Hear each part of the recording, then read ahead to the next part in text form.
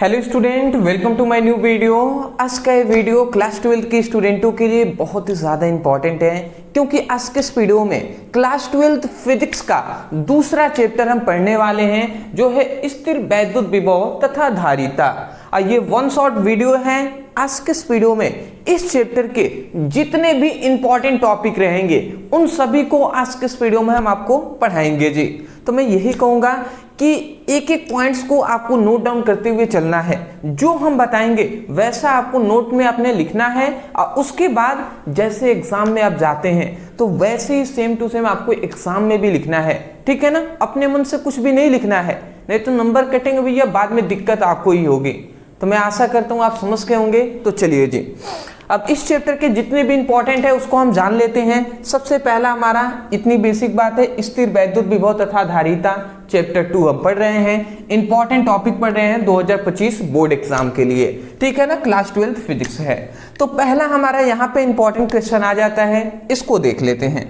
देखिए फर्स्ट हमारा important question पहला कह रहा है कि विद्युत विभव तथा विभवांतर को परिभाषित कीजिए। ये हमारा क्वेश्चन है जी। इसमें कह रहा है कि विद्युत विभव को भी परिभाषा देना है और विभवांतर को भी परिभाषा आपको करना है, ठीक है ना।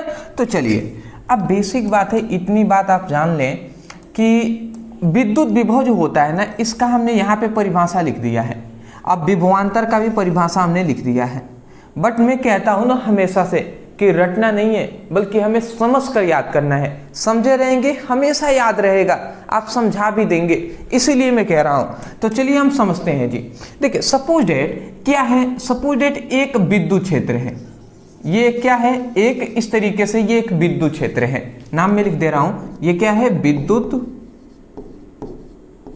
क्षेत्र है, ठीक है जी। ये क्या है, विद्युत क्षेत्र है। इस विद्युत क्षेत्र के बाहर, ठीक है ना, मान लेते हैं अनंत पर एक एकांक धन आवेश को रखा गया है, ठीक है ना। ये क्या है, आवेश का मान 1 है। आवेश कैसा है, धन आवेश है, तो इसको क्या कहेंगे, एकांक धन आवेश कहेंगे। इसका नाम क्या है, एकांक धन आवेश, ठीक है ना। या हम इसे ही परीक्षण आवेश के भी नाम से जानते हैं। और जो ये एकांक धन आवेश है ये बहुत दूर है, मतलब हम कह सकते हैं अनंत पर है। कहाँ पे है जी ये, तो ये है अनंत पर, अनंत पर रखा गया है। तो यहाँ पे बात ये आती है कि यहाँ पे बात ये आता है कि एकांक जो धन आवेश है उसको अनंत से विद्युत क्षेत्र के किसी भी बिंदु तक लाने में, एकांक आवेश जो ये दिखाई दे रहा है इसको अनंत से विद्युत क्षेत्र के किसी भी बिंदु तक लाने में जो किया गया कार्य होता है ना, वही कार्य क्या कहलाता है, विद्युत विभव कहलाता है। बात आपको समझ में आया। देखिए हम वही बात कह रहे हैं, ये क्या है, एकांक धन आवेश है। तो हम यही कह रहे हैं कि एकांक धन आवेश को अनंत से विद्युत क्षेत्र के किसी बिंदु तक लाने में किया गया कार्य विद्युत विभव कहलाता है। तो मैं आशा करता हूं कि आपको समझ में आ गया होगा। विद्युत विभव का परिभाषा हमने इस फिगर से ही कर दिया है, और वही बात हमने यहाँ पे लिखा है। क्या लिखा है जी, एकांक आवेश को अनंत से विद्युत क्षेत्र के किसी बिंदु तक लाने में किया गया कार्य विद्युत विभव कहलाता है। किया गया जो कार्य होता है वो विद्युत विभव कहलाता है। आशा करता हूं प्रत्येक स्टूडेंट समझ में आ गया होगा आपको।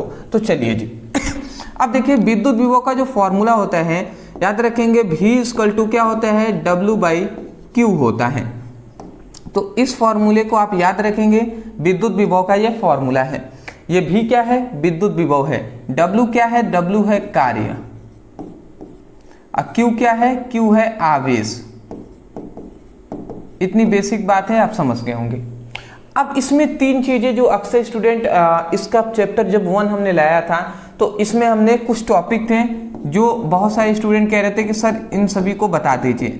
अब वो क्या क्या, तो कह रहे थे कि मात्रक बता दीजिए, राशि बता दीजिए, और इसका बीमीय सूत्र भी बता दीजिए, ठीक है ना। तो ये भी आप जब भी लिखे ना इस तरीके से आए तो मात्रक, राशि और बीमीय सूत्र भी लिख लीजिएगा। मैं यहाँ पे लिख दे रहा हूँ मात्रक, पहले मात्रक में बता दे रहा हूँ, उसके बाद राशि हम बता देंगे, और उसके बाद हम क्या बता देंगे, बीमीय सूत्र। क्योंकि चैप्टर 1 में हमने विमीय सूत्र नहीं बताया था, तो स्टूडेंट, मैंने देखा कि एक स्टूडेंट है जो उन्होंने कमेंट किया था कि सर विमीय सूत्र भी बता दीजिए, तो मैंने सोचा बिल्कुल जी क्यों नहीं, विमीय सूत्र भी बता दिया जाए आपको। तो देखिए, मात्रक की जहां तक बात किया जाए, सबसे पहला मात्रक विद्युत विभव का जो होता है वो होता है वोल्ट, ठीक है ना। एक ये मात्रक याद रखेंगे, और दूसरा एक और मात्रक मैं यहीं पे लिख दे रहा हूं, जूल प्रति कूलाम, ठीक है ना। तो ये भी एक मात्रक याद रखेंगे, जूल प्रति कूलाम। ये भी किसका मात्रक होता है जी? तो ये भी विद्युत विभव का ही मात्रक है, ठीक है। दूसरी बात, राशि पे बात करें तो विद्युत विभव जो होता है वो एक अदिश राशि होता है, अदिश राशि। और तीसरी जहां तक बात करें विमीय सूत्र पर, तो इसका विमीय सूत्र याद रखेंगे Ml2T-3A-1 होता है। ये इसका विमीय सूत्र है जिसको आपको याद रखना है। तो मैं आशा करता हूं कि ये सभी पॉइंट्स आपको समझ में आ गए होंगे। तो परिभाषा जान लिया, फॉर्मूला जान लिया, मात्रक, राशि, विमीय सूत्र जान लिया, तो ये हमारा विद्युत विभव का कंप्लीट होता है। अब हम जान लेते हैं विभवांतर क्या होता है। तो विभवांतर का सिंपल सा फिगर से ही मैं समझा दे रहा हूं। देखिए सॉरी, विभवांतर को अब सिंपल सा यही मैं समझाना चाहूंगा, जैसे कि ये एक सपोज दैट ये एक विद्युत क्षेत्र है, ठीक है ना, ठीक है ना। ये क्या है? एक विद्युत क्षेत्र है, और यहां पर है एकांक धन आवेश, ठीक है ना। ये क्या है? एकांक धन आवेश है, और ये कहां पर है? अनंत पर है, ठीक है। और ये क्या है? एकांक धन आवेश, एकांक धन आवेश, भूलेंगे तो नहीं ना। देखिए, तो हम यही कह रहे हैं, सेम टू सेम यही प्रोसेस इसमें भी होगा, थोड़ा सा बस डिफरेंट है। इसमें ये बताया जाता है कि जो एकांक धन आवेश है, इसको अनंत से विद्युत क्षेत्र के किसी एक बिंदु से, मान लेते हैं यहाँ पे दो बिंदु है विद्युत क्षेत्र में, एक ये बिंदु, एक ये बिंदु, इस बिंदु को ए कहते हैं, ये बिंदु जो है, सॉरी, मान लेते हैं सपोज दैट ये बिंदु है ए बिंदु और ये बिंदु है बी बिंदु, ठीक है ना। तो यहाँ पे ये बात बताया जाता है कि एकांक धन आवेश को अनंत से विद्युत क्षेत्र के किसी एक बिंदु से दूसरे बिंदु तक लाने में जो किया गया कार्य होता है वही कार्य विभवांतर कहलाता है। मतलब समझ रहे हैं? मतलब यहाँ पे सिंपल से ये है कि जो एकांक धन आवेश है, इसको अनंत से विद्युत क्षेत्र के हम एक बिंदु, ये इस बिंदु से इस बिंदु तक लाने में, मतलब केवल यहाँ से यहाँ तक, यहाँ से यहाँ तक लाने में जो किया गया कार्य होगा, उसी कार्य को हम विभवांतर कहते हैं। तो आप परिभाषा क्या कहेंगे? आप कहेंगे कि एकांक धन आवेश को अनंत से विद्युत क्षेत्र के किसी एक बिंदु से दूसरे बिंदु तक लाने में किया गया कार्य विभवांतर कहलाता है। तो मैं आशा करता हूं कि परिभाषा आपको रटना नहीं पड़ा होगा, इस फिगर से ही आप समझ लिए होंगे। अब फिगर से ही समझने का आपको प्रयास करना है, क्योंकि मैं नहीं चाहता मेरे कोई भी स्टूडेंट बल्कि रट कर याद करे, मैं चाहता हूं कि प्रत्येक स्टूडेंट समझ कर याद करे। अब कभी भी कोई किसी को आवश्यकता हो तो अपना जो नॉलेज है उनके साथ शेयर करें, उनको बताएं कि वो भी रटे नहीं बल्कि समझ कर याद करें। बात समझ रहे हैं ना? ये बातें हैं जी। तो ये फिगर से आप याद करेंगे, वही बात हमने यहाँ पे लिखा है कि एकांक आवेश को अनंत से विद्युत क्षेत्र के किसी एक बिंदु से दूसरे बिंदु तक लाने में किया गया जो कार्य है वही कार्य क्या है? विद्युत विभव कहलाता है। तो मैं आशा करता हूँ समझ गए होंगे। अब समझिएगा जी, जो फॉर्मूले की जहां तक बात करें, विद्युत विभव को भी फॉर्मूला यही होता है V=W/Q। तो ये फॉर्मूला आप याद रखेंगे, या एक और विद्युत विभव का फॉर्मूला होता है V=VA-VB। ये भी फॉर्मूला विद्युत विभव का ही होता है, ठीक है ना। ये भी याद रखेंगे। मतलब जो ए बिंदु है इस पर विभव मान लेते हैं VA है, और जो बी बिंदु है इस पर विभव है VB। तो हम ये भी कह सकते हैं कि जो मतलब दोनों विभव, दोनों ये विभव ही ना है, एक बिंदु बी पर है, सॉरी ए पर है, एक बिंदु बी पर है, तो हम कह सकते हैं कि दो विभवों के अंतर को, माइनस माने अंतर, तो दो विभवों के अंतर को विभवांतर कहते हैं। तो ये भी एक फॉर्मूला है, इसे आप याद रखेंगे। जहां तक बात है राशि का, मात्रक का, अभिमीय सूत्र का, तो याद रख लीजिएगा विद्युत विभव का जो मात्रक होता है, राशि होता है, विमीय सूत्र होता है, यही सेम टू सेम विभवांतर का भी होता है। तो सेम टू सेम यही नीचे आप लिख दीजिएगा, ठीक है ना। तो मैं आशा करता हूं कि पहला हमारा इंपॉर्टेंट टॉपिक है, ये आपको आसानी से समझ में आ गए होंगे। अदरवाइज मैं यही कहूंगा, वीडियो आप देख रहे हैं बहुत ही अच्छी बात है। एक केवल आपसे रिक्वेस्ट है कि अभी आप इतने तक वीडियो देख लिए, यदि आपको ये समझ में आया है ना, तो अभी आप शेयर के ऑप्शन पे क्लिक करके थोड़ा अपने जो भी ग्रुप है उसमें आप शेयर कर दीजिए वीडियो को, ठीक है ना। और अपने फ्रेंड्स को आप ज़रूर बता दीजिएगा कि इस चैनल से वो पढ़ाई करें, ठीक है ना।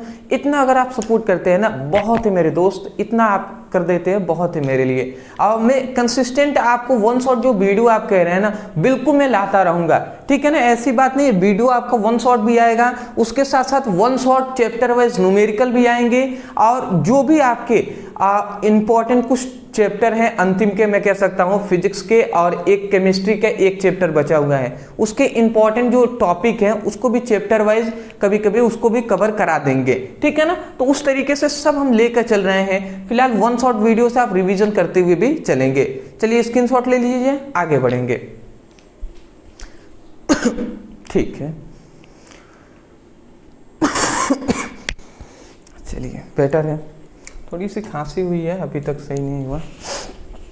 चलिए दूसरा हमारा जो क्वेश्चन आता है ये आपको दिखाई दे रहा होगा। दूसरा हमारा इंपॉर्टेंट क्वेश्चन है, वो क्या है, संधारित्रों की धारिता को परिभाषित कीजिए, परिभाषा लिखिए, ठीक है ना। मतलब यहाँ पे धारिता का हमें क्या करना है, परिभाषा देना है। अच्छा देखिए, धारिता का परिभाषा हमने लिख दिया है, ठीक है। कह रहा है कि किसी चालक की धारिता आवेश की उस मात्रा के बराबर होती है जो उसके विभव में इकाई वोल्ट की वृद्धि के लिए आवश्यक होता है। ये इसका परिभाषा है जी। बट हमें परिभाषा हमने कहा ना, रटवाएंगे नहीं, आपको समझाएंगे, तो समझिए जी। देखिए क्या है कि जो विद्युत विभव होता है ना, सॉरी जो संधारित्र की जो धारिता होती है, धारिता का एक फॉर्मूला होता है, धारिता C/Q/V होता है, ठीक है ना। ये इसका फॉर्मूला होता है, ठीक है। मतलब C/Q/V होता है। अब यहां पे मैं आपको बता दूं, C क्या है, धारिता है, ये Q क्या है, Q है आवेश, ये विभव है, ठीक है ना। ये क्या है, विभव है। अब यहां पे ये बात आता है, अगर आप थोड़ा सा ध्यान से समझे, ये जो V है आपको जो दिखाई दे रहा है V, ठीक है ना, मतलब जो V है इसको यदि हम एक ले लेते हैं, ठीक है ना। एक मतलब हम कह सकते हैं कि एकांक कह सकते हैं या इकाई कह सकते हैं। एक को एकांक या इकाई हम कह सकते हैं ना। तो यदि V के मान को एक या इकाई हम ले लेते हैं, ठीक है ना। अच्छा एक बात याद रखेंगे, V मतलब क्या है, विभव है ना, विभव, ठीक है ना। तो विभव क्या है, विभव का मात्रा क्या होता है। यदि विभव का मान, ये जो V का मान है, यदि हमने एक लिया है तो एक मतलब क्या, एक वोल्ट ही ना, क्योंकि विभव का मात्रक वोल्ट होता है। तो हमने यहाँ पे एक वोल्ट यहाँ पे लिया हुआ है। इकाई कह सकते हैं, एक को इकाई हम कहते हैं, तो ये आप याद रखेंगे, एक वोल्ट लिया है। मतलब यदि विभव के मान को V के जगह पर यदि हम एक ले लेते हैं उसका मान, तो उस समय पे यहाँ पे एक होगा, तो एक का तो कोई नीचे मतलब नहीं होता है, तो उस समय पे जो C होगा वो Q के बराबर होगा। तो उस समय पर जो C होगा वो Q के बराबर हो जाएगा, ठीक है ना। तो इसका मतलब क्या हुआ, उस समय पे जो जो धारिता होगा ना, जो धारिता होगा उस समय पर जो धारिता होगा वो आवेश के बराबर होगा। Q क्या है, आवेश है, तो उसके बराबर हो जाएगा।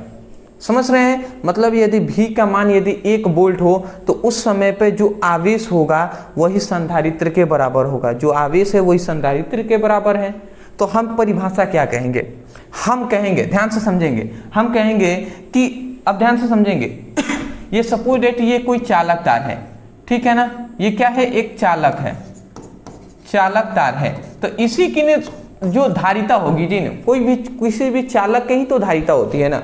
तो हम यही कहेंगे कि किसी चालक की धारिता, समझिएगा, किसी चालक की धारिता आवेश की उस मात्रा के बराबर होती है। ठीक है ना, किसी चालक, कोई भी चालक है तो किसी चालक की धारिता आवेश के उस मात्रा के बराबर होती है जो उसके विभव में इकाई वोल्ट के वृद्धि के लिए आवश्यक होता है। देखिए, एक का मतलब क्या है, इकाई या एकांक हम कह सकते हैं, तो वही एक मतलब इकाई वोल्ट के वृद्धि के लिए आवश्यक होता है। तो वही बात हम यहाँ पे कह रहे हैं कि एक बार और सुन लीजिए, आप परिभाषा यही कहेंगे कि किसी चालक की धारिता आवेश के उस मात्रा के बराबर होता है जो उसके विभव में इकाई वोल्ट के वृद्धि के लिए आवश्यक है। ठीक है ना, वही बात हमने यहाँ पे लिखा है कि किसी चालक की धारिता आवेश के उस मात्रा के बराबर होती है जो उसके विभव में इकाई वोल्ट के वृद्धि के लिए आवश्यक होता है। वही ना हमने यहाँ से बोला जी कि किसी चालक की धारिता आवेश के उस मात्रा के बराबर होता है जो उसके विभव में इकाई वोल्ट के वृद्धि के लिए आवश्यक होता है। तो मैं आशा करता हूं कि आपको समझ में आ गया होगा। परिभाषा देखिए, हमने यही फॉर्मूले से ही हमने इसको परिभाषा कर दिया है। वही बात हमने बोला भी, 2-3 बार परिभाषा बोल भी दिया यहाँ से ही, और यहाँ से भी आपको दिखाई दे ही रहा है। तो इतनी समझ के, या बेसिक अगर सिंपल सा हम आपको समझा दे कि धारिता संधारित्र जो धारिता है वो क्या होता है, तो समझिएगा। मान लेते हैं ये एक चालक है, इसका मान लेते हैं विभव है 15 वोल्ट। ठीक है ना, इसका जो विभव है वो 15 वोल्ट है। अब इस विभव को हमें क्या करना है, इस 15 वोल्ट है ना, इसको हमें 16 वोल्ट करना है। ठीक है ना, तो अगर कोई भी चालक तार है उसका 15 वोल्ट है तो उसको 16 वोल्ट करने के लिए, 16 वोल्ट करने के लिए देखिए 16 वोल्ट 15 से 16 वोल्ट करने के लिए हमें आवेशों की आवश्यकता होगी। तो जितनी आवेश की आवश्यकता होगी उसी को हम क्या कहेंगे, धारिता कहते हैं। तो वही कहा जा रहा है कि किसी चालक की धारिता, कोई भी चालक है तो किसी भी चालक की धारिता आवेश की उस मात्रा के बराबर होता है जो उसके विभव में इकाई वोल्ट के वृद्धि के लिए आवश्यक हो। अरे भैया 15 से 16 हो रहा है तो एक ही वोल्ट का तो वृद्धि हो रहा है ना, एक ही वोल्ट का वृद्धि हो रहा है। तो वही कहा जा रहा है कि किसी चालक की धारिता आवेश के उस मात्रा के बराबर होता है जो उसके विभव में इकाई वोल्ट के वृद्धि के लिए आवश्यक होता है। तो मैं आशा करता हूं कि आपको समझ में आ गया होगा। ये था इसका परिभाषा, सिंपल वे में समझ में आ गए होंगे। अब चलिए जी यहाँ पे कुछ बेसिक बात कर लें। अब यहाँ पे सिंपल सा है, पहले मात्रक देख लेते हैं, दूसरा राशि जान लेते हैं, और तीसरा विमीय सूत्र। ठीक है जी। देखिए, जहां तक मात्रक की हम बात करें तो इसका सबसे पहला तो मात्रक इतना तो सभी को पता है, फैराडे होता है। ठीक है ना, ये तो सभी स्टूडेंटों को पता होगा। ठीक है ना, धारिता का मात्रक क्या होता है, फैराडे होता है। दूसरा एक और होता है कूलाम प्रति वोल्ट। ठीक है ना, एक और आप याद रखेंगे, कूलाम प्रति वोल्ट, ये होता है जी। ठीक है, दूसरी बात, जहां तक राशि की बात करें तो ये एक अदिश राशि होता है। ठीक है ना, ये कौन सी राशि होती है, ये एक अदिश राशि होता है। ठीक है ना, और इसका जो विमीय सूत्र होता है वो क्या होता है, m-1 l-2 T2A2 होता है। तो ये इसका विमीय सूत्र होता है जो कि हमने यहाँ पे लिख दिया है। तो मैं आशा करता हूँ परिभाषा, फॉर्मूला, मात्रक, राशि, विमीय सूत्र सब आपको समझ में आ गए होंगे। तो ये था हमारा दूसरा टॉपिक जो कि हमने कवर कर लिया। आगे बढ़ेंगे, अभी बहुत सारे हमें टॉपिक को इस चैप्टर में कवर करना है। 5+ नंबर वाले भी बहुत सारे इंपॉर्टेंट टॉपिक हैं, उन सभी पर हम बताएंगे जी। पहले स्क्रीनशॉट।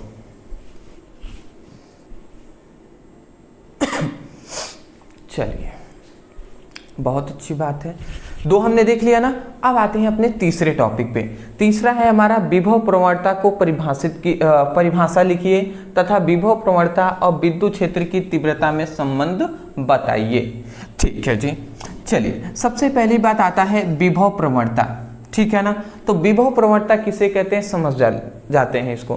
देखिए, कह रहा है विद्युत क्षेत्र की दिशा के अनुदिश दूरी में परिवर्तन के साथ साथ विभव में परिवर्तन के दर को विभव प्रवणता कहते हैं। तो ये तो हुआ परिभाषा, याद नहीं हुआ टेंशन नहीं लेना है, याद होगा आपको। देखिए कैसे, सबसे पहली बात विभव प्रवणता का अगर हम फॉर्मूले पे बात करें ना, चलिए इसके फॉर्मूले पे बात करें तो विभव प्रवणता विभव प्रवणता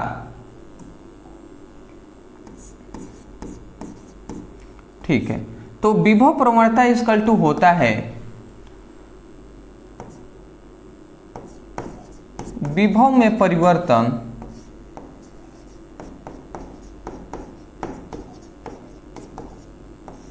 माइनस बटे क्या होता है, दूरी में परिवर्तन।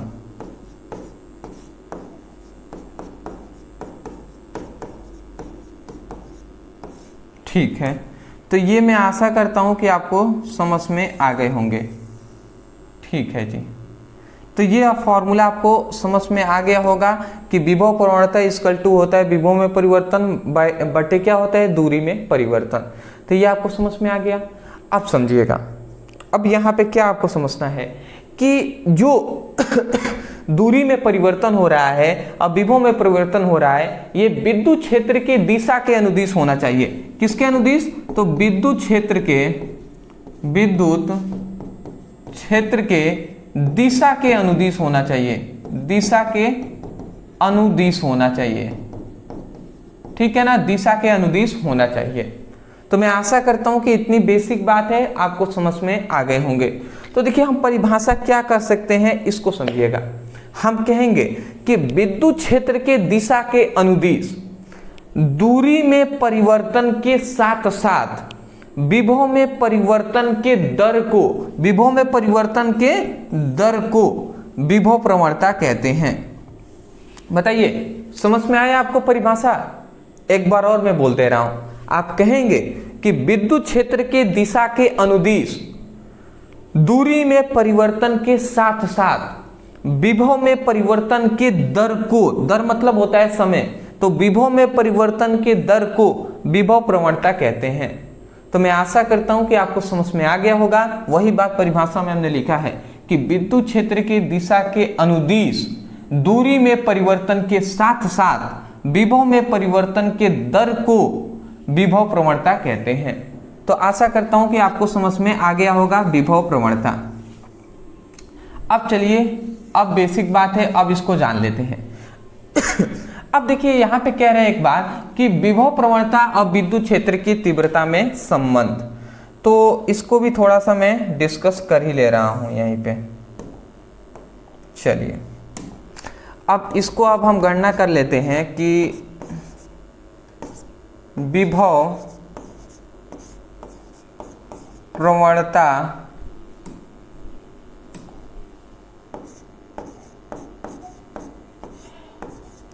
तथा विद्युत क्षेत्र की तीव्रता में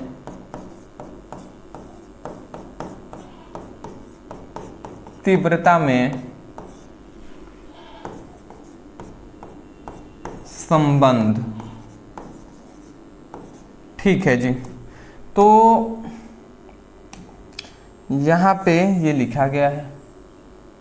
ठीक है, अब इन दोनों में विभव प्रवणता और विद्युत क्षेत्र की तीव्रता में क्या संबंध होता है उसको जान लीजिए। तो संबंध सिंपल से यही होता है, अगर इसको हम संकेत रूप में लिखें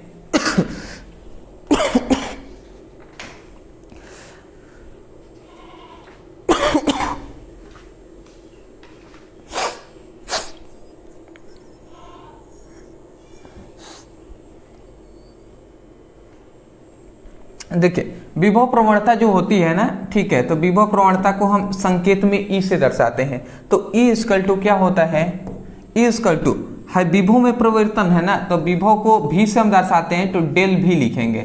ठीक है ना, और दूरी को हम आर से दर्शाएंगे तो डेल एक्स, एक्स भी आप लिख सकते हैं दूरी को, या आर भी लिख सकते हैं, जिससे आप प्रदर्शित करें तो वो हो गया जी। तो यही होता है यहाँ पे, ये फॉर्मूला है। ठीक है ना, तो ये आपका क्या हो गया, ये है विभव प्रवणता का फॉर्मूला जो कि हमने यहाँ पर लिख दिया है। ठीक है ना, अब चलिए एक एक करके हम यहाँ पे समझ लेते हैं। ठीक है, अब देखिए विभव प्रवणता विद्युत क्षेत्र की तीव्रता में संबंध करना है, तो संबंध हमें कैसे पता चलेगा ये आप समझिएगा। ये संबंध बहुत ही सिंपल सा पता चल जाएगा आपको। इसका संबंध क्या होता है, एक फिगर बनाना पड़ेगा, किधर सोचूं बना रहा हूँ यहाँ पे बना रहा हूँ, ठीक है ना। देखिए सपोज एक बिंदु है, ठीक है ना, ये एक बिंदु है O, इस पर एक प्लस क्यू आवेश उपस्थित है। इतनी बेसिक बात है, आपको समझ में आ गई होंगी। ठीक है जी। अब ये एक आवेश है तो इसके चारों ओर विद्युत क्षेत्र उत्पन्न होगा, तो विद्युत क्षेत्र की दिशा के अनुदिश हम ले रहे हैं। मान लेते हैं विद्युत क्षेत्र की दिशा के अनुदिश इस ओर है, x की ओर, ठीक है ना, तो ये हो गया। अब देखिए ये एक आवेश है तो विद्युत क्षेत्र की दिशा के अनुदिश इस ओर है, तो इसके बीच में हम दो बिंदु लेते हैं, एक यहाँ पे बिंदु ले लिया हमने, एक यहाँ पे बिंदु ले लिया हमने, ठीक है ना।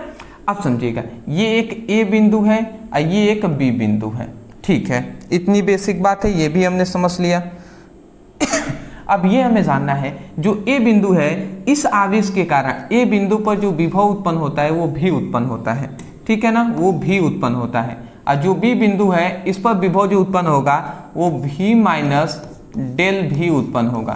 क्यों ऐसा होगा, तो देखिए ये पास में है तो ये प्रारंभिक विभव हो गया और ये वाला अंतिम विभव, तो अंतिम क्या होगा, प्रारंभिक माइनस अंतिम यहाँ पे कर दिया है, मतलब इसमें से भी माइनस डेल भी हो जाएगा, ठीक है ना। ये छोटा विभव है, ठीक है ना, ऐसे भी हम समझ सकते हैं, ठीक है। अब समझिएगा यहाँ से जो बिंदु O है, यहाँ से यहाँ तक की जो दूरी है, ये टोटल जो दूरी है, यहाँ से यहाँ तक की जो दूरी है वो x है, ठीक है जी। और ये जो दूरी है यहाँ से लेकर यहाँ के इन दोनों के बीच में ये जो दूरी आपको दिखाई दे रही है वो डेल x है, ठीक है ना। मतलब O से A तक की दूरी x है और A से B तक की दूरी है डेल x। तो हम अगर कहें कि O से लेकर B तक की दूरी टोटल कितनी है, तो आप कह देंगे कि x plus del x, x plus del x कह देंगे। ये टोटल दूरी यहाँ तक आप ऐसे कह देंगे ना। आप समझिएगा जी, ये जो आपको जो B बिंदु दिखाई दे रहा है इस पर हमने Q नॉट एक एकांक, मतलब कैसे एकांक धन आवेश को यहाँ पे हमने लिया है। B बिंदु पर एकांक धन आवेश को हमने ले लिया। बीच से वीडियो कट गया था, मैंने देखा फिर से, तो फिर से ये सब टॉपिक हमने पढ़ा दिया था, बट बीच से वीडियो कट गया है तो फिर से मैं इरेज करके आपको शुरू से बता दे रहा हूँ, ठीक है ना। ये देखिए बीच से वीडियो कट गया था, बट चलिए कोई नहीं, मैं इसे इरेज कर दे रहा हूँ, ठीक है ना, क्योंकि आपको समझ में नहीं आएगा तो दिक्कत मुझे लगेगा। चलिए जी देखिए यहाँ पे हमने इतनी बेसिक बात बताया था कि बिंदु B पर एकांक धन आवेश होता है जो है Q, ठीक है ना। तो देखिए सबसे पहला हम कुछ नहीं करेंगे, हम गणना ये करेंगे कि ये जो एकांक जो धन आवेश है इस पर लगने वाली बल की गणना करेंगे, ठीक है ना। तो हम यही बात यहीं पे हम लिखेंगे कि एकांक धन आवेश पर लगने वाला बल, तो एकांक धनावेश पर लगने वाला बल क्या होगा, तो बल F बराबर क्या होता है, बल बराबर क्या होता है, E इंटू क्यू होता है, ठीक है ना। ये फॉर्मूला होता है, इस फॉर्मूले को याद रखेंगे, समीकरण फर्स्ट कर देते हैं। अब आप सोचेंगे सर बल बराबर तो बल बराबर द्रव्यमान गुणे त्वरण होता है, बट E इंटू क्यू यहाँ कहाँ से लिख दिया आपने, तो मैं आपको बता दूं तो हमने आपको बताया था कि जो एकांक धन आवेश है उस पर लगने वाले बल को ही विद्युत क्षेत्र की तीव्रता कहते हैं। और हमने E इक्वल टू विद्युत क्षेत्र की तीव्रता का फॉर्मूला बताया था, E equal to F by q, ये आपको याद है, ये हमने फॉर्मूला बताया था। तो हमने क्या किया है, ये Q है ना इधर भाग में, इधर आएगा तो गुणा कराएगा, तो F equal to E into q हो जाएगा। और यही फॉर्मूला हमने यहाँ पे लिखा है कि F equal to E into q, ठीक है ना, F equal to E into q. तो वही कहा जा रहा है कि एकांक आवेश पर लगने वाला जो बल है विद्युत क्षेत्र की तीव्रता के बराबर होता है। तो वही तो यहाँ पे एकांक धन आवेश पर लगने वाले बल की गणना कर रहे हैं, तो ये हो गया फॉर्मूला। तो इतना हमने लिख दिया, तो पहला हमारा काम कंप्लीट होता है। दूसरा हम केवल ये करेंगे कि ये जो एकांक धन आवेश है इसको बिंदु बी से ए तक लाने में किया गया कार्य की गणना करेंगे। तो हम क्या यहाँ पे लिखेंगे कि जो क्यू नॉट है, ठीक है ना, क्यू नॉट आवेश को बी से ए तक लाने में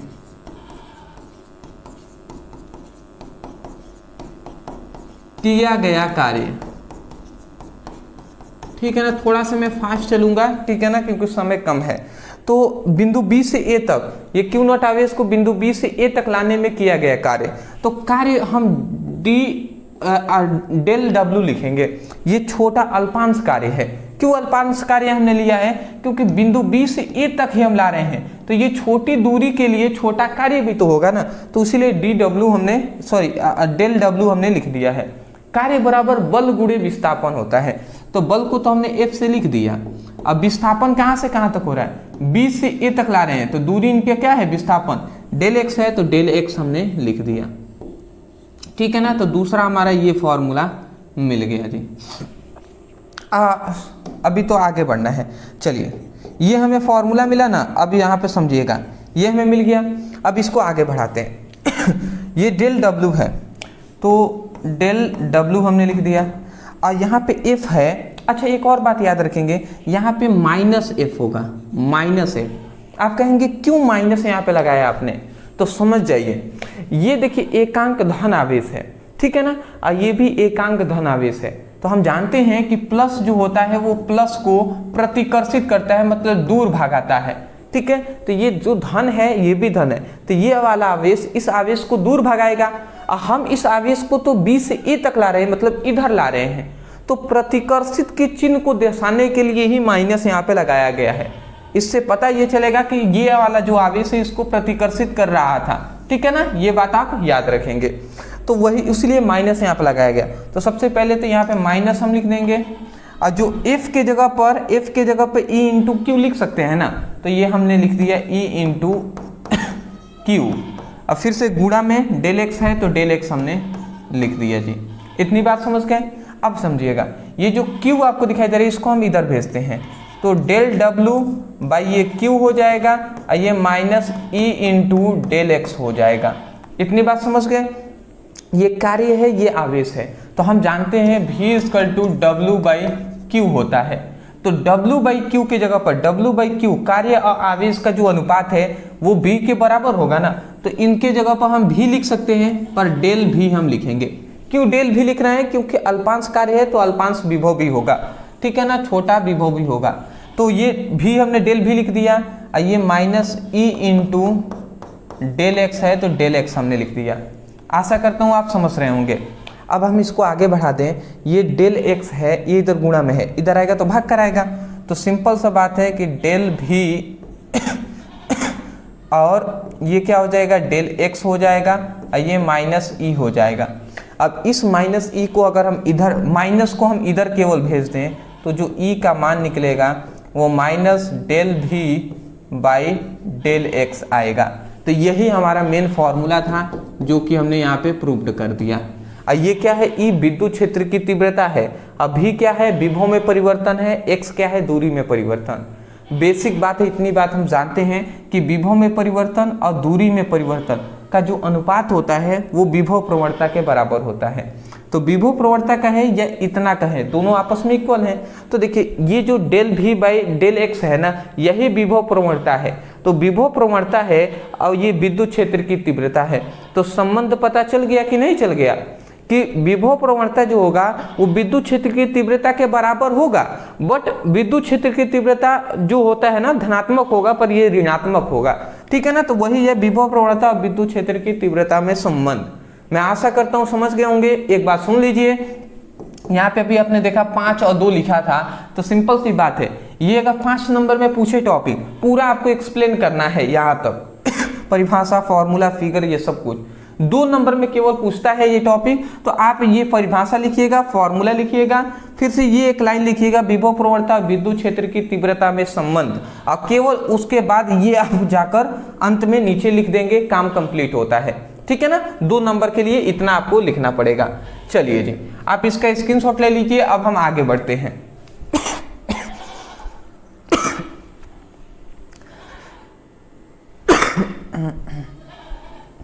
खांसी हो गया है मुझे थोड़ी। चलिए नेक्स्ट हमारा क्वेश्चन आता है, चौथा हमारा क्वेश्चन आता है संधारित्रों की परिभाषा दीजिए। ठीक है ना। अब संधारित्र को हमें परिभाषा करना है, परिभाषित करना है। देखिए संधारित्र क्या होता है, मैं अगर अच्छे से आपको समझा दूं पहले तो समझिएगा जी। ये एक सपोज्ड बात को समझिएगा, ये 2 समांतर प्लेट है, एक ये प्लेट है और एक ये प्लेट है, 2 ये समांतर प्लेट है। ठीक है जी। और ये 2 समांतर प्लेट हैं और इन दोनों प्लेटों की जो बीच की दूरी है वो है d। ठीक है। और ये जो A प्लेट है और ये B प्लेट है। अब इस पर हम क्या करते हैं, इस पर हम प्लस Q आवेश देते हैं, तो इस पर प्लस आवेश उत्पन्न हो जाता है, परंतु इस पर माइनस Q आवेश उत्पन्न हो जाता है। और जस्ट इसके विपरीत ओर प्लस Q आवेश उत्पन्न हो जाता है। तो ऐसे हो जाता है जी। अब समझिएगा, कोई भी प्लेट है तो उसकी एक क्षमता होती है, एक कैपेसिटी होती है कि वो कितने आवेश को अपने अंदर स्टोर कर सकता है। उसी प्रकार इन दोनों प्लेटों की भी एक क्षमता होगी ना कि इसमें हम इतने आवेश को हम अपने अंदर स्टोर कर सकते हैं, रख सकते हैं। जैसे हम एक तार के माध्यम से हम इस पर आवेश देते जा रहे हैं, तो एक समय आएगा ना जब ये आवेश लेना बंद कर देगा, क्योंकि इनके पास ज्यादा आवेश हो जाएंगे। ठीक है, रखने की जगह नहीं होगी। जैसे एक हम कह सकते हैं बाल्टी है, तो बाल्टी में हम क्या कर रहे हैं, पानी को डाल रहे हैं, तो एक समय आएगा ना कि जब बाल्टी क्या हो जाएगा, पूरी तरीके से फुल हो जाएगा, तो पानी गिरने लगेगा। वैसे ये जो प्लेट है इसमें आवेश अधिक हो जाने के कारण ये इसमें गिरने लगेंगे आवेश को ये एकत्रित नहीं कर पाएगा, तो ये संधारित्र नहीं कहलाएगा। संधारित्र क्या होता है, संधारित्र एक ऐसी युक्ति है ना जो कितने भी आवेश को अपने अंदर स्टोर कर सके। तो वैज्ञानिकों ने इससे पहले बनाया था, बट ये फ्लॉप हो गया। क्योंकि ये अधिक आवेशों को एकत्रित नहीं कर पा रहा था। फिर से वैज्ञानिकों ने क्या किया, दूसरा एक बनाया। और दूसरे में क्या बनाया, सेम इसी प्रकार के 2 समांतर प्लेट भी लिए। सेम इसी प्रकार के 2 समांतर इन्होंने प्लेट लिया। अब प्लेट पर इन्होंने क्या किया, इन्होंने सेम ऐसे ही प्लस आवेश दिया। ठीक है, ये A प्लेट है, ये B प्लेट है, और इनकी बीच की दूरी क्या है, D है। ठीक है जी। सेम जैसे प्लस Q आवेश दिया तो इस पर प्लस आवेश आ गए और इस वाले पर माइनस आवेश आ गए, और इसके जस्ट विपरीत ओर धनात्मक आवेश आ गए। परंतु वैज्ञानिकों ने सेम टू सेम ऐसा ही किया, बट एक और चीज इसमें कर दिया कि इस जो अंतिम वाला प्लेट है इसको पृथ्वी से जोड़ दिया। ठीक है ना, धरातल से, धरती से जोड़ दिया, जहां पर विभव का मान 0 होता है। ठीक है ना। तो जैसे इन्होंने विभव को जोड़ा ना, तो अब हम इसमें कितना भी आवेश दें ये अपने अंदर स्टोर करता रहेगा और इसमें से मतलब कोई भी घटना नहीं होगी। जैसे ये आवेश देंगे ये प्लस हो जाएगा, ये माइनस होगा, ये प्लस होता जाएगा। अब प्लस जो है ना ये एक तारे के माध्यम से पृथ्वी में हमने जोड़ दिया है, ये आवेश जाएगा पृथ्वी में। अब पृथ्वी में ये विभव जब 0 होता है तो आवेश भी 0 हो जाएगा, वहां पे समाप्त हो जाएंगे। ठीक है ना। तो इसलिए मतलब ये जो कंडीशन है इसमें आवेश ज़्यादा इकट्ठा हम कर सकते हैं, अधिक कितना भी हम दे सकते हैं, बट इस वाले में नहीं दे सकते। तो हम यही बात कहेंगे। देखिए हम कह रहे हैं कि संधारित्र जो होता है एक ऐसा यंत्र होता है या युक्ति होता है। ठीक है ना। संधारित्र एक ऐसा यंत्र है या युक्ति है जिसकी भौतिक अवस्था में बिना परिवर्तन किए, जैसे ये है वैसे ही ना सेम टू सेम हमने ये भी लिया है। तो भौतिक अवस्था में कोई भी परिवर्तन नहीं कर रहे हैं। भौतिक अवस्था का मतलब इसकी ताप में, इसकी लंबाई में, चौड़ाई में, ऊंचाई में कोई भी परिवर्तन नहीं है। सेम टू सेम यही वाला यही है। ठीक है ना। तो वही बात कहा जा रहा है कि संधारित्र एक ऐसी युक्ति है जिसकी आयतन या आकार में बिना परिवर्तन किए, आयतन आकार का मतलब भौतिक अवस्था ही होता है।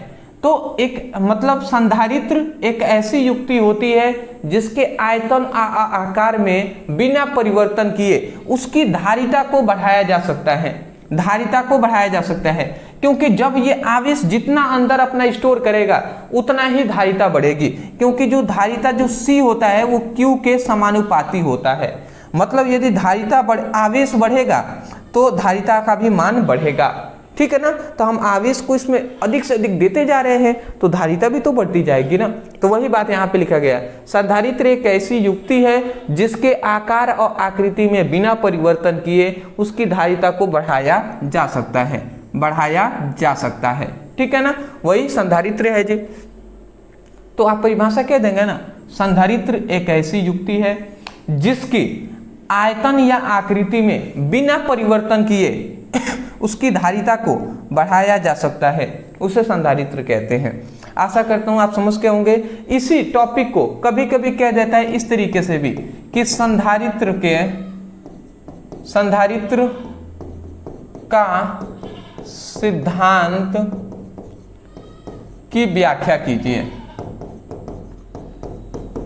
ठीक है ना। ये क्वेश्चन इस प्रकार भी पूछा जाता है। मैं राइटिंग पे ध्यान नहीं दे रहा हूं, मैं फास्टली बस आपको बता रहा हूं कि आप याद कर ले, समय कम है, आगे हमें और भी टॉपिक पढ़ने हैं।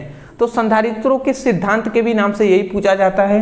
केवल आप ये लिखकर ये फिगर आप बना देंगे काफी है जी, ठीक है ना। 3 नंबर 2 नंबर 3 नंबर में ये टॉपिक पूछता है। आशा करता हूं समझ के होंगे, स्क्रीनशॉट ले लीजिए।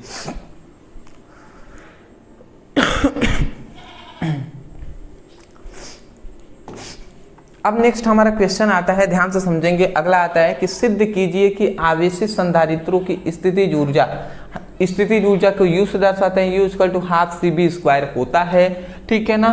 तो इस मतलब ये हमें सिद्ध करना है कि जो संधारित्रों की जो स्थितिज ऊर्जा का फॉर्मूला होता है ये इतना होता है, प्रूफ करना है। चलिए जी हम करेंगे। सबसे पहली बात मैं आपको बता दूं, स्थितिज ऊर्जा कहें या संचित ऊर्जा कहें, दोनों बात एक ही होता है, ठीक है ना। तो पहला डाउट आपका ये क्लियर हुआ।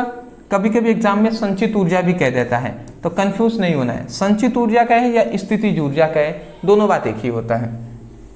तो हमें तो ये फॉर्मूला प्रूफ करने के लिए कह दिया, बट इसी क्वेश्चन को और भी बहुत तरीके से पूछा जाता है, जिसमें पहले स्थितिज ऊर्जा को परिभाषा पूछेगा, फिर से आपको इसको प्रूफ करने को बोलेगा, ठीक है ना। 5 नंबर वाला टॉपिक है।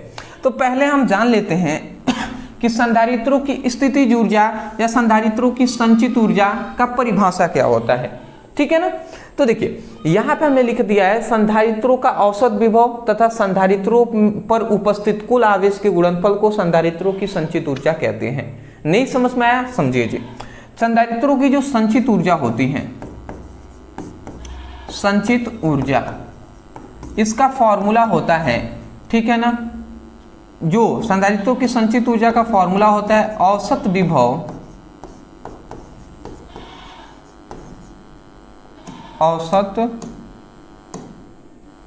विभव गुणे कुल आवेश, ये फॉर्मूला होता है जी, ठीक है। इस फॉर्मूले को अगर आप देख लिए हैं तो अच्छी बात है, देख लीजिए। ये संधारित्रों की संचित ऊर्जा या स्थितिज ऊर्जा का फॉर्मूला होता है। तो हम यही केवल बात कह रहे हैं कि कोई भी संधारित्र है तो किसी संधारित्रों का औसत विभव तथा उस संधारित्र का कुल आवेश के गुणनफल को संधारित्रों की संचित ऊर्जा कहते हैं। बात आप समझ गए हैं। कोई एक संधारित्र है तो किसी संधारित्रों का औसत विभव तथा उसी संधारित्र पर उपस्थित कुल आवेश के गुणनफल को संधारित्रों की स्थितिज ऊर्जा कहते हैं। तो मैं आशा करता हूं कि ये परिभाषा आपको समझ में आ गई होंगी। वही परिभाषा हमने लिखा है कि किसी संधारित्र मतलब संधारित्रों का औसत विभव तथा संधारित्रों पर उपस्थित कुल आवेश के गुणनफल को संधारित्रों की स्थितिज ऊर्जा या संचित ऊर्जा कहते हैं। मैं आशा करता हूं इस फॉर्मूले से ही आप परिभाषा कर देंगे, ठीक है ना।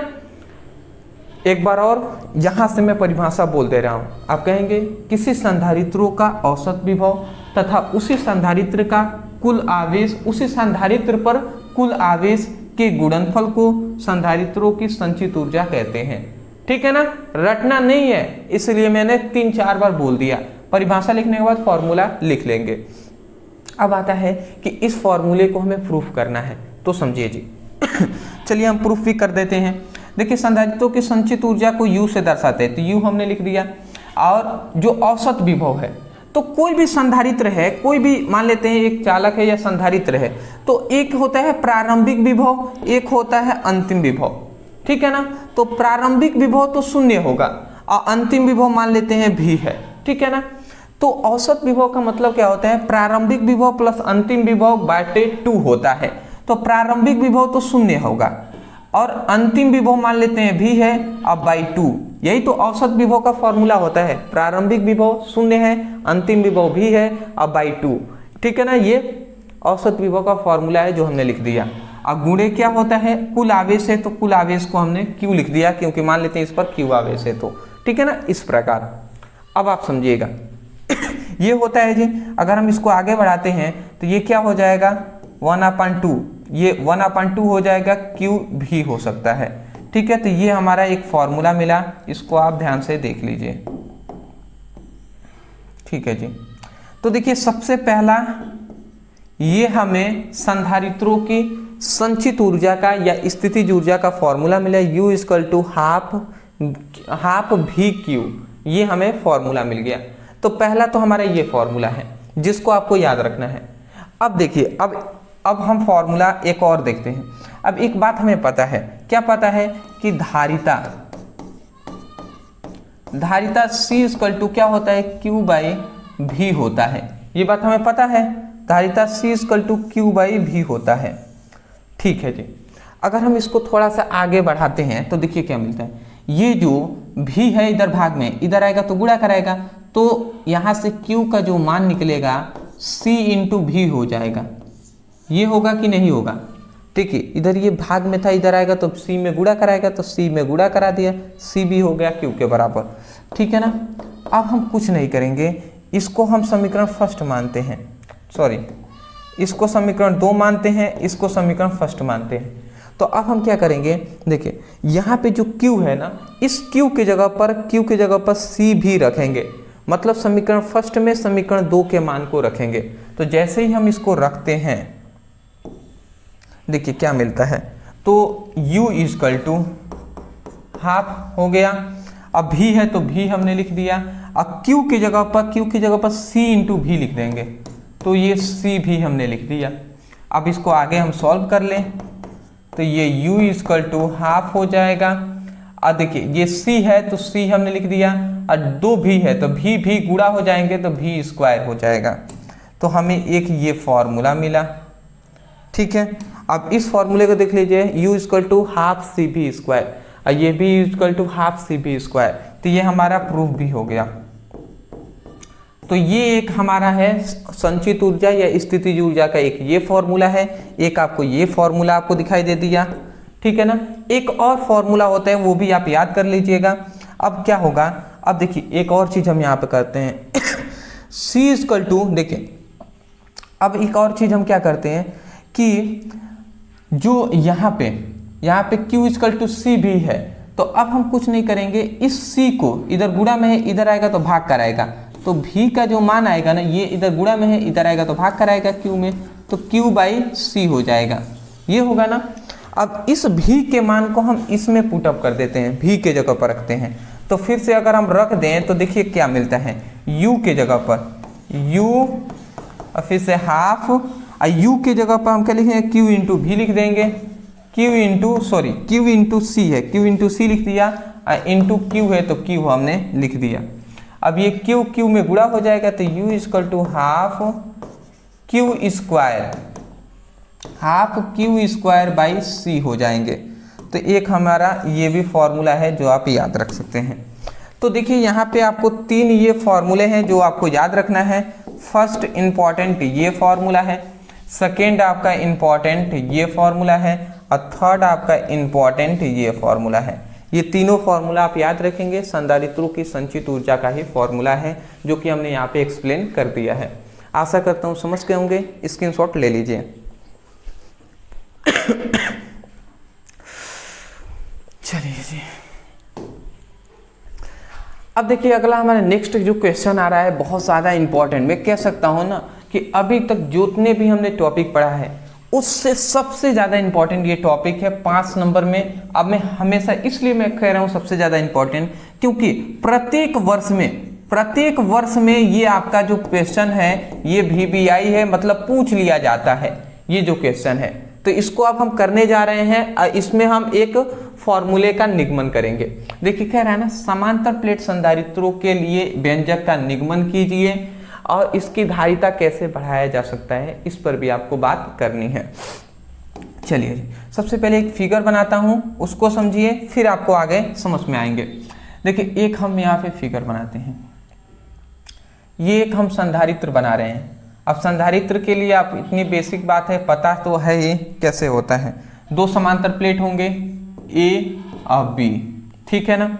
अब इतनी बेसिक बात है, इन दोनों प्लेटों के बीच की जो दूरी है वो D होता है, ये भी बात पता है आपको। एक और बात पता है कि जो इस पर हम क्या करते हैं, इस पर हम प्लस Q आवेश देते हैं, इस वाले पर माइनस Q आवेश इसके सतह पर उत्पन्न हो जाता है बहुत पास होने के कारण, और इस पर धनात्मक आवेश उत्पन्न हो जाता है, और इसको हम पृथ्वी से इस तरीके से जोड़ दिए होते हैं, ठीक है ना। इतनी बेसिक बात पता है। और इसमें हमने आवेश दिया, यहाँ पे कैसे पहुंचा, विद्युत बल रेखाओं के कारण। तो ये विद्युत बल रेखाएं इस तरीके से हम कुछ दिखा दे रहे हैं, ठीक है ना। तो ये हमने दिखा दिया जी। अब एक और चीज़ याद रखेंगे, ये जो A प्लेट है इस पर धनात्मक आवेश है, इसलिए इसका जो आवेश घनत्व है वो सिग्मा हो जाएगा प्लस में, और ये जो ऋणात्मक प्लेट है इसलिए इसका जो आवेश घनत्व हो जाएगा वो माइनस सिग्मा हो जाएगा। इतनी बात समझ के, और जो ये जो प्लेट है इसकी जो मोटाई है या जो क्षेत्रफल है वो A है जी। तो इतना फिगर से अगर आपने समझ लिया है तो बहुत ही अच्छी बात है, समझने में कोई भी दिक्कत नहीं आएगी। सबसे पहले इस फिगर को ही आपको यहाँ पे माना की करके एक्सप्लेन करना है, माना की, ठीक है ना। इस प्रकार सबसे पहले आप लिखेंगे समांतर प्लेट संधारित्रों के धारिता का व्यंजक, मतलब यहां से लेकर ये टोटल आप हेडिंग डालेंगे, ये समझ रहे हैं ना। यहां से लेकर यहां तक आप पहले एक हेडिंग डालेंगे, उसके नीचे आप माना की करके ऐसे लिखेंगे, ठीक है ना। माना की करके लिखेंगे, क्या लिखेंगे मैं बोल रहा हूं, आप लिखेंगे माना 2 समांतर प्लेट A व B हैं तथा इन दोनों प्लेटों के बीच की दूरी D है। A प्लेट पर प्लस Q आवेश देने पर B प्लेट पर ऋणात्मक आवेश उत्पन्न हो जाता है, ठीक है ना। उसके बाद लिख देंगे कि A प्लेट का आवेश घनत्व सिग्मा तथा B प्लेट पर आवेश घनत्व माइनस सिग्मा है। केवल इतनी ही बात लिखना है, लिख देंगे ना। अरे नहीं लिखेंगे तो कम से कम बोल रहे हैं तो लिख तो सकते हैं ना, इतना तो कर ही सकते हैं आप। मैं जानता हूँ बहुत सारे स्टूडेंट होंगे केवल वीडियो देख रहे हैं, तो ये वीडियो देखने से नहीं होने वाला, जब तक आप उसको प्रैक्टिस ना करें, उसको लिखे नहीं, कब आप समझेंगे। तो अभी थोड़ा सा सीरियस होकर आप पढ़ाई कर लीजिए, बहुत ही मेहनत लग रहा है तब आपको एक एक वीडियो मिल रहा है। आप तो ऐसे कह देते हैं कि 1 शॉट वीडियो लाइए, आपको नहीं पता कि इसके लिए कितना मेहनत किया जाता है, वो मैं जानता हूँ। इसीलिए कह रहा हूँ ना भैया, रिक्वेस्ट है आप अपने पढ़ाई के प्रति सीरियस होकर पढ़ाई कीजिएगा, ठीक है ना। कॉपी पेन लेके बैठिए, बोल रहा हूँ एक बार तो सुन के लिख लीजिए, एक बार और सुन लीजिए। आप कहेंगे, क्या कहेंगे जी, कि माना 2 समांतर प्लेट A व B हैं तथा दोनों प्लेटों के बीच की दूरी D है तथा A प्लेट पर प्लस Q आवेश देने पर B प्लेट पर ऋणात्मक आवेश उत्पन्न हो जाता है तथा A प्लेट का आवेश घनत्व सिग्मा तथा B प्लेट का आवेश घनत्व माइनस सिग्मा है। इतना ही केवल लिख देना है। अब उसके बाद गणना हम स्टार्ट करेंगे, तो गणना आप करेंगे जी। अब उसके बाद आप गणना लिखेंगे, आप समझिए गणना में हम क्या लिखेंगे। गणना में हम ये लिखेंगे, सबसे पहले हम जानते हैं कि सबसे पहले हम ये लिखेंगे कि प्लेट, ये जो 2 समांतर प्लेट है तो 2 समांतर प्लेटों के बीच विद्युत क्षेत्र की तीव्रता की गणना करेंगे। तो हम लिखेंगे कि प्लेटों के बीच विद्युत क्षेत्र की तीव्रता, विद्युत क्षेत्र की तीव्रता। अब देख लेते हैं जी कि प्लेटों के बीच विद्युत क्षेत्र की तीव्रता क्या होती है। तो आपको पता होगा गॉस के प्रमेय के नियम के अनुसार हमने एक फॉर्मूला बताया था। गॉस के प्रमेय का अनुप्रयोग पढ़ेंगे, दूसरा अनुप्रयोग में हमने फॉर्मूला सिद्ध किया था, E equal to sigma into two epsilon naught. ये आपको याद है, E equal to sigma into two epsilon naught हमने प्रूव किया था। तो यही विद्युत क्षेत्र की एक समांतर आयताकार प्लेट की तरह तो है, तो इसलिए ये फॉर्मूला हम लगाते हैं यहाँ पे। तो E equal to sigma into epsilon naught है, तो ये हम लिखेंगे E इक्वल टू, अब देखिए सिग्मा था, सिग्मा आवेश घनत्व है ना, तो दो यहाँ पे सिग्मा है, तो दोनों सिग्माओं का परिवर्तन हम लिख लेंगे। तो पहला सिग्मा ए प्लेट के लिए माइनस है, सॉरी ये जो सिग्मा है प्लस में ये लिख दिया, दूसरे के लिए क्या है माइनस सिग्मा है, तो ये हमने लिख दिया, और दोनों का परिवर्तन हम ऋणात्मक कर देंगे, ठीक है ना। अब बटे क्या हो जाएगा, 2 एप्सिलॉन नॉट होता है फॉर्मूले में, तो ये हमने लिख दिया, ठीक है ना। ये कहाँ से हमने लिखा है, गॉस के प्रमेय का दूसरा अनुप्रयोग आप पढ़िएगा तो उससे हमने ये लिखा हुआ है, ठीक है ना। चलिए इसको आगे अभी हम सॉल्व करना है। अब हम इसको आगे सॉल्व करके थोड़ा सा लेके जाएं तो E इक्वल टू, अब देखिए ये सिग्मा माइनस माइनस गुणा होंगे तो प्लस हो जाएंगे, तो सिग्मा प्लस सिग्मा हो जाएगा, अब बाई 2 एप्सिलॉन नॉट हो जाएगा। अब ये एक सिग्मा दो सिग्मा हो गए, तो E equal to 2 sigma by 2 epsilon naught हो जाएगा। ये 2 से ये 2 कैंसिल हो जाएंगे, तो यहाँ पे जो E का फॉर्मूला आ जाएगा E equal to sigma by epsilon naught आ गया, ठीक है ना। ये sigma E equal to sigma by epsilon naught. तो सबसे पहले तो E equal to sigma by epsilon naught ये हमारा आ गया। सबसे पहले हम इसको लिखेंगे और इसको हम समीकरण फर्स्ट कर लेते हैं, ठीक है जी। उसके बाद अभी देखिए बहुत काम करना है। उसके बाद अब इतना हमने लिख दिया, उसके बाद अब हम ज्ञात कर लेंगे कि इनके बीच जो विभव कितना है, मतलब ये जो प्लेट है ना, तो प्लेटों के बीच हम विभव की गणना कर लेते हैं। तो हम लिख देते हैं कि दो समांतर प्लेटों के बीच विभव, दो समांतर प्लेटों के बीच विभव की गणना कर लेते हैं। तो विभव V इक्वल टू क्या होता है जी, V equal to E into d होता है, ठीक है ना। ये हमने लिख दिया जी। क्यों, जो कार्य बराबर बल गुणे विस्थापन, तो भी हाँ ठीक है जी। ये हम लिख दिया। विद्युत विभव का ये फॉर्मूला हमने यहाँ पे लिखा है कि दो प्लेटों के बीच विभव का ये फॉर्मूला होता है, ठीक है ना। ये आप याद रखेंगे, ठीक है ना। मतलब ये दो समांतर प्लेट है, तो दो समांतर प्लेटों के बीच जो विभव उत्पन्न होगा V equal to E into d हो जाएगा।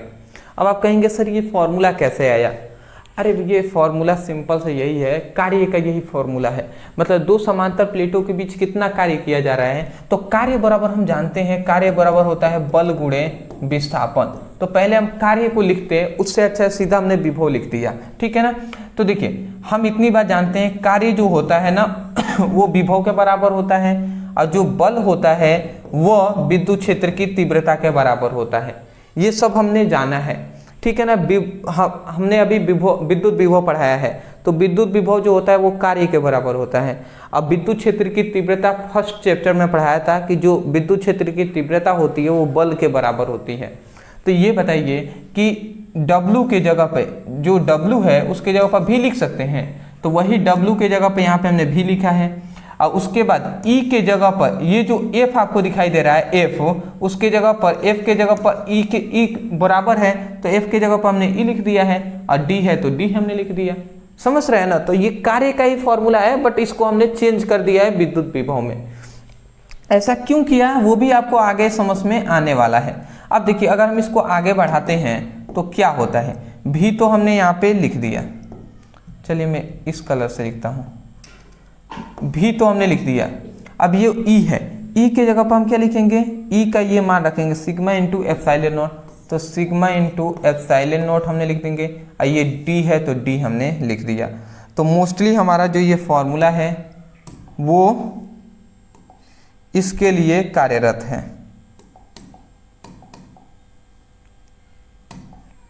ठीक है जी, ये हमारा यहाँ से फॉर्मूला मिला, ठीक है ना, समझ रहे हैं, दो समांतर प्लेटों के बीच विभव का फॉर्मूला ये हमें यहाँ से ये मिल गया। तो अब इसको हम समीकरण 2 कर लेते हैं। अब इतना जब हमने काम कर लिया तो अब हम कुछ नहीं करेंगे, अब हम लिख देंगे तब तब एक और चीज हमें ज्ञात करना है कि एक बेसिक बात है कि धारिता, तब धारिता इक्वल टू क्या होता है, धारिता C इक्वल टू Q/V होता है, ये बात आपको पता है, धारिता C इक्वल टू Q/V होता है।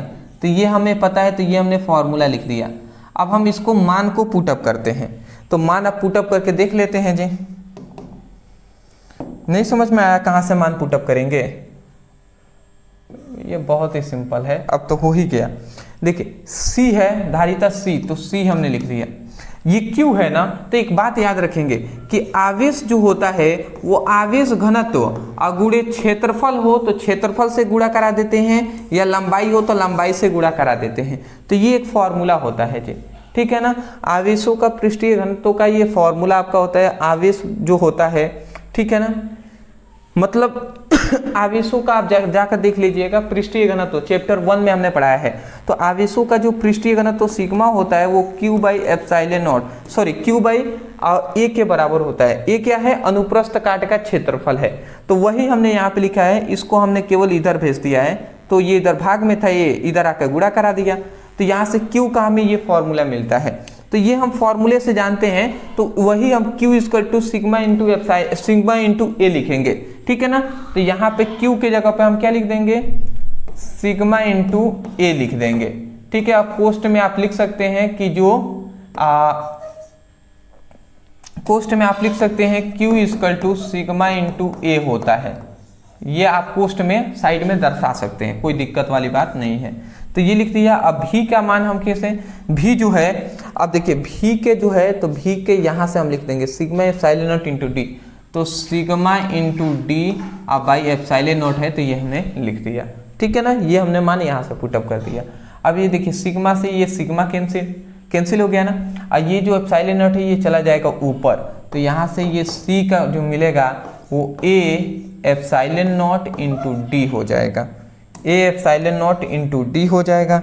और ये हमारा यहाँ से मेन फॉर्मूला जो है वो मिल जाएगा, क्या मिल जाएगा, C equal to A epsilon naught into D, और यही हमारा प्रूव्ड हो जाएगा। मतलब दो समांतर प्लेट, यहाँ पे कहा गया ना, दो समांतर मतलब समांतर प्लेट संधारित्रों की धारिता का व्यंजक, धारिता का हमें व्यंजक ज्ञात करना था। ये C क्या है, धारिता ही न है, तो धारिता का जो व्यंजक है यही है, इस C equal to A epsilon naught into D. तो ये हमारा प्रूफ हो गया 5 नंबर वाला इंपॉर्टेंट टॉपिक। मैं आशा करता हूँ कि ये भी बात आपको समझ में आ गई होंगी। अब जितना प्रैक्टिस करेंगे उतना ही ज़्यादा आपको समझ में आएंगे और हमेशा याद रहेंगे। तो मैं आशा करता हूँ समझ में आया ना, बेटर बात है। थोड़ा सा कम समझ में आया होगा, कहूँगा कि आप प्रैक्टिस कीजिएगा, सब समझ में आ जाएंगे। स्क्रीनशॉट ले लीजिए।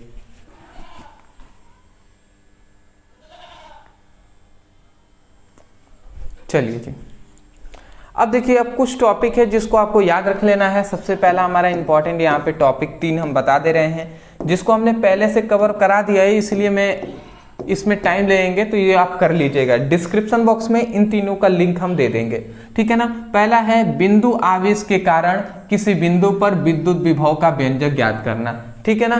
तो ये आप याद कर लीजिएगा, नंबर 1 में आपको इसका लिंक मिल जाएगा। दूसरा हमारा क्वेश्चन है, सिद्ध कीजिए कि निरक्षीय स्थिति में किसी बिंदु पर वैद्युत द्विध्रुव द्वारा वैद्युत विभव शून्य होता है। मतलब निरक्षीय स्थिति पर हमें विद्युत विभव शून्य होता है, ये हमें प्रूफ करना है। 2 नंबर पे डिस्क्रिप्शन बॉक्स में मिल जाएगा लिंक। अगला आता है, वैद्युत द्विध्रुव के अक्ष पर स्थित किसी बिंदु पर वैद्युत विभव का सूत्र स्थापित कीजिए। मतलब यहाँ पे अक्षीय स्थिति पर बात हो रहा है कि विद्युत विभव, अक्षीय स्थिति पर वैद्युत विभव का व्यंजक ज्ञात करना है। 3 नंबर पे मिल जाएंगे। तो इन तीनों को तैयार कर लेंगे, उसके बाद मैं कहूँगा कि ये आपका चैप्टर पूरी तरीके से कंप्लीट होता है।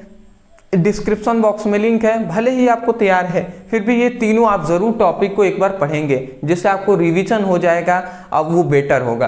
तो ये तीनों का डिस्क्रिप्शन बॉक्स में लिंक है, आप वहाँ से स्टडी कीजिएगा। दूसरी बात मैं ये कहूँगा, इंस्टा पे हमें फॉलो कर लीजिएगा, कोई भी डाउट होता है इंस्टा पे हमसे डायरेक्ट आप बात कर सकते हैं। व्हाट्सएप ग्रुप है, वहाँ पे आप हमें व्हाट्सएप ग्रुप है वहाँ पे फॉलो कर लीजिएगा, ठीक है ना। व्हाट्सएप ग्रुप में ज्वाइन हो जाएंगे, जहाँ पे आपको जो भी आवश्यक सूचनाएं होंगे, पीडीएफ नोट्स होंगे, फ्री में जो भी अवेलेबल होंगे वो सब वहाँ पे मिल जाएंगे। टेलीग्राम का भी लिंक हम दे देंगे, ठीक है ना। तो इन सभी चीज़ों पर आपको ज्वाइन होना चाहिए यदि आप बोर्ड एग्जाम की तैयारी कर रहे हैं तो। मैं आशा करता हूँ आप समझ के होंगे। अदरवाइज मैं यही कहूँगा, वीडियो पसंद आया तो वीडियो को लाइक करने के साथ साथ चैनल को सब्सक्राइब कर दीजिएगा, क्योंकि आपकी सपोर्ट की बहुत ज़्यादा ज़रूरत है। दूसरी बात कहूँगा, अपने सभी फ्रेंड्स को इस चैनल के बारे में ज़रूर बताइएगा, ठीक है ना। तो मिलते हैं एक नए टॉपिक के साथ एक नए वीडियो में। Thank you so much for watching this video. Thank you.